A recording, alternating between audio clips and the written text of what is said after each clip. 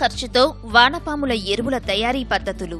సహజ వనరులైన సేంద్రియ పదార్థాలను ఉపయోగించి సక్రమ యాజమాన్య పద్ధతులను పాటిస్తూ నాణ్యమైన అధిక దిగుబడులు సాధిస్తూ పర్యావరణాన్ని పరిరక్షిస్తూ చేసే వ్యవసాయమే సేంద్రియ వ్యవసాయం. ఆరోగ్యమైన ఆహారోత్పత్తికి, కాలుష్యరహిత వాతావరణానికి, సమాజ శ్రేయస్సుకు సేంద్రియ వ్యవసాయమే ముఖ్య మార్గదర్శకం. మొక్కలు మరియు జంతువుల అవశేషాల నుండి తయారయ్యే వాటిని సేంద్రియ ఎరువులు అంటారు. 1950-60ల వరకు రైతాంగం సేంద్రియ ఎరువుల మీదనే ఆధారపడి వ్యవసాయం చేసేవారు. ఎంతో ఉపయోగం ఉన్నప్పటికీ వీటి వాడకం కొంతమేరకు నేడు తగ్గిపోయిందనే చెప్పాలి. నేలలో తగినంత సేంద్రియ పదార్థం లేకపోతే దీర్ఘకాలంలో వ్యవసాయం క్షీణిస్తుంది. కనుక వీటి వాడకంపై తగినంత శ్రద్ధ వహించాలి. ముఖ్యంగా సేంద్రియ ఎరువుల్లో వానపాములను ఉపయోగించి తయారు చేసే ఎరువు చాలా పోషక విలువలతో కూడినదిగా ఈ మధ్యకాలంలో ప్రాముఖ్యత సంతరించుకుంది. సేంద్రియ ఎరువులను పంటలకు వాడటం వలన చాలా ప్రయోజనాలున్నాయి. సేంద్రియ ఎరువుల వల్ల నేల గుల్లబారుతుంది, మురుగునీరు పోవు సౌకర్యం పెరుగుతుంది, నీటిని నిలుపుకునే సామర్థ్యం కూడా పెరుగుతుంది, వేర్లు బాగా చొచ్చుకుని పోయే లక్షణం కలిగి ఉంటుంది, మరియు నేల యొక్క అనేక భౌతిక లక్షణాలు వృద్ధి చెందుతాయి. మొక్కలకు కావలసిన అన్ని పోషకాలు ఇందులో లభ్యమవుతాయి మరియు బాగా అందుబాటులోకి వస్తాయి. నేలకు సేంద్రియ ఎరువులను పట్టి ఉంచుకునే గుణం అధికమవుతుంది. పలు రకాల ఎంజైములు, హార్మోన్లు, ఎమైనో ఆమ్లాలు తయారై మొక్కలు చురుకుగా పెరగటానికి తోడ్పడతాయి. భూమిలో ఉపయోగకరమైన సూక్ష్మజీవులు వృద్ధి చెందుతాయి. అలాగే నేల సహజ సిద్ధ ఆరోగ్యాన్ని సంతరించుకుంటుంది. కూరగాయలు, పండ్లు, ఇతర ఉత్పత్తుల నాణ్యత పెరుగుతుంది. వాటికి మంచి రంగు, రుచి, వాసన, నిల్వ ఉండే గుణం పెరుగుతుంది. దీర్ఘకాలిక సుస్థిరత ఏర్పడుతుంది. నేల పునరుద్ధరణ జరుగుతుంది. దీంతోపాటు చీడపీడల ఉధృతి తగ్గుతుంది. సురక్షిత ఆహారం లభిస్తుంది. నేల, నీరు, వ్యవసాయ ఉత్పత్తులు కాలుష్యానికి గురికావు. తద్వారా పరిసరాల్లో జీవన వైవిధ్యం ఏర్పడుతుంది.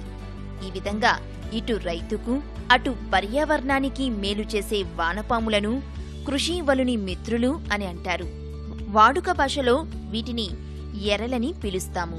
ప్రత్యేకమైన వానపాముల్ని సేంద్రియ వ్యర్థ పదార్థాల మీద ప్రయోగించి తయారు చేసే కంపోస్ట్ ఎరువునే వర్మీ కంపోస్ట్ అంటారు. వానపాముల్లో సుమారుగా 3600 రకాల వరకు ఉన్నాయి. వీటిలో ముఖ్యంగా 2 రకాలను చెప్పుకోవచ్చు.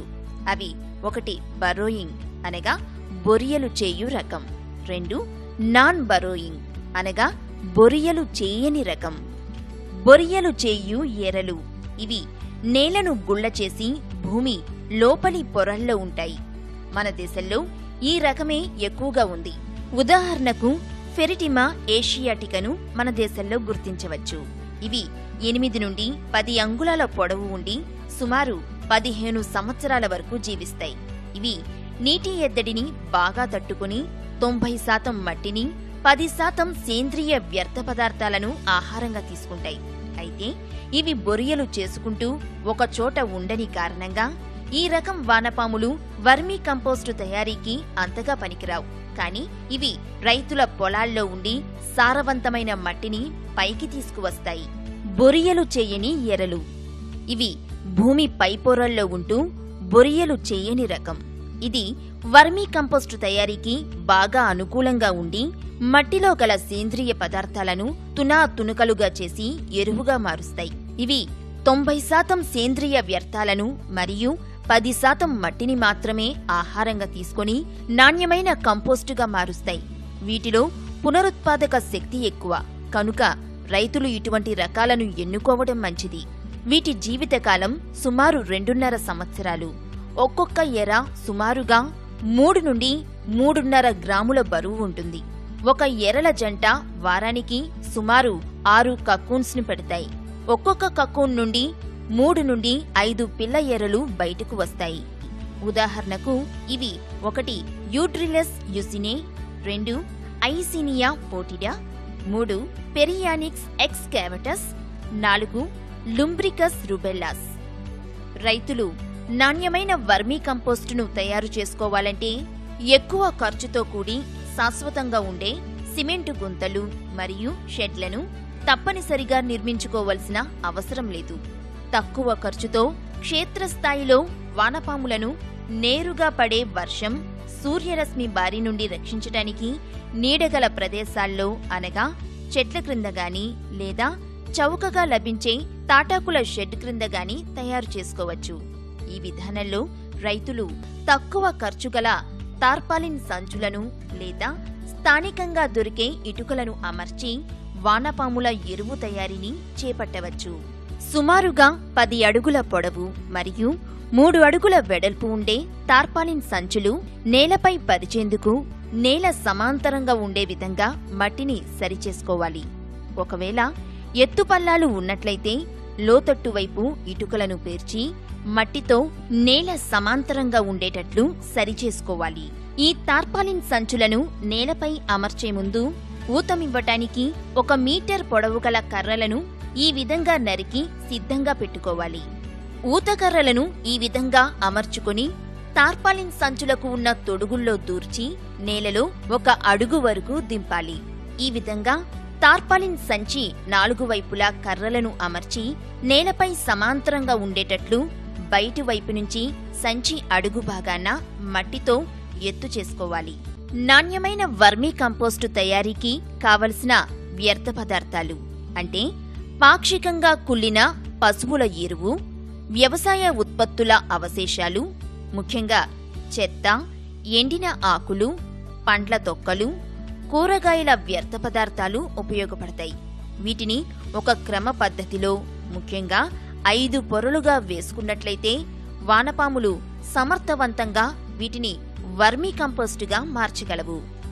మొదటి పొరగా బెడ్ అడుగు భాగంలో ఎండిన ఆకులు, కొబ్బరి ఆకులు, తాటి ఆకులు, మొక్కజొన్న చొప్ప వంటి సేంద్రియ పంట అవశేషాలను బెడ్డింగ్ పొరలాగా వేసుకోవాలి. ఇవి అడుగు భాగాన వేయటం వలన వానపాములు పై పొరల నుండి తింటూ వస్తూ అడుగు భాగానికి చేరేటప్పటికీ ఈ వ్యవధిలో ఈ వ్యర్థాలు మరింతగా కుళ్ళి వానపాములు ఆహారంగా తీసుకునేందుకు మెత్తగా తయారవుతాయి. తద్వారా వానపాములకు గాలి ప్రసరణ కూడా బాగుంటుంది. రెండవ పొరగా కొంచెం చివికిన పశువుల ఎరువును 15 సెంటీమీటర్ల ఎత్తు వరకు వెయ్యాలి. ఇది వానపాములకు ముఖ్య ఆహారంగా ఉపయోగపడుతుంది. ఈ రెండవ పొర వేసినప్పుడు ఎటువంటి గాజు పెంకులు గాని, ఇనుప వస్తువులు గాని, ప్లాస్టిక్ పదార్థాలు గాని ఉండకుండా చూసుకోవాలి. ఇవి వానపాముల పెరుగుదలను నియంత్రించి హానికరంగా మారే అవకాశం ఉంది.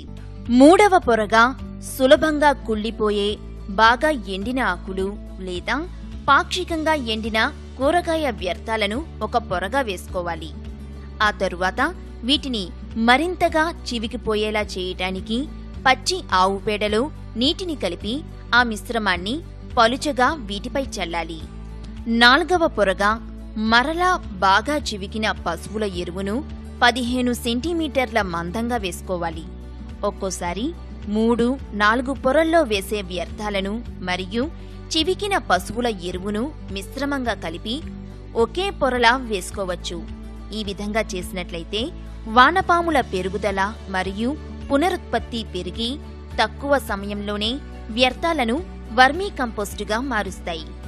ఈ విధంగా చేసిన 48 గంటల తరువాత 1 చదరపు మీటరుకు 1000 నుండి 1500 పెద్ద వానపాములను లేదా వర్మీ కల్చర్ను పై పొరను కదిలిస్తూ వానపాములను వదిలిపెట్టాలి. వానపాముల యొక్క 4 దశలు అనగా కకూన్ దశ, నియోనేట్, జువెనైల్ మరియు ప్రౌఢ దశలను కలిగిన దానిని వర్మీ కల్చర్ అని అంటారు. దీనిని 10 అడుగుల పొడవు, 3 అడుగుల వెడల్పు గల బెడ్లలో 10 కేజీల చొప్పున వేసుకోవాలి.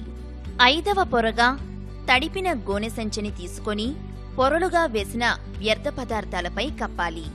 ఎల్లప్పుడూ 50 నుండి 60% తేమ ఉండేలా జాగ్రత్త పడాలి. వానపాములు ఆహారాన్ని, తేమను వెతుక్కుంటూ పై పొరల నుండి గుళ్ళ చేసుకుంటూ లోపలికి వెళ్తాయి. ప్రతిరోజు వాటి బరువుకు తగ్గ ఆహారాన్ని తీసుకుంటాయి.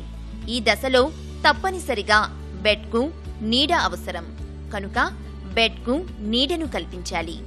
వానపాములు వదిలిన బెడ్పై ప్రతిరోజు పలుచగా నీరును చల్లుతూ ఉండాలి. వానపాములను చీమలు, చెదలు, కోళ్లు, బల్లులు, ఎలుకల నుండి కాపాడుకోవాలి. కొద్ది మొత్తంలో వేపపిండి కలపడం వలన వానపాములు త్వరగా ఎదుగుతాయి. వానపాముల బెడ్లలో 50% కన్నా ఎక్కువగా తేమ ఉండరాదు. ఎండ తగలకుండా మరియు అధిక వర్షం పడకుండా బెడ్లను కాపాడాలి. రెండవదిగా, రైతులకు తార్పాలిన్ సంచులు దొరకని పక్షంలో భూమికి సమాంతరంగా 10 నుండి 50 అడుగుల పొడవు, 3 అడుగుల వెడల్పు, 1 అడుగు లోతు ఉండేటట్లు బెడ్లను స్థానికంగా దొరికే ఇటుకలతో అమర్చి తయారు చేసుకోవాలి. శాశ్వతంగా ఉండటానికి సిమెంటుతో కూడా చేసుకోవచ్చు, కానీ ఇది ఖర్చుతో కూడుకున్న పని. ఈ బెడ్ అడుగు భాగం గట్టిగా ఉండేలా ఆవు పేడతో అలకాలి. ఆవు పేడతో అలికిన 24 గంటల తరువాత ఇదివరకు చెప్పిన విధంగా బాగా చివికిన పశువుల ఎరువు మరియు సేంద్రియ వ్యర్థాలను పొరలు పొరలుగా వేసుకోవాలి.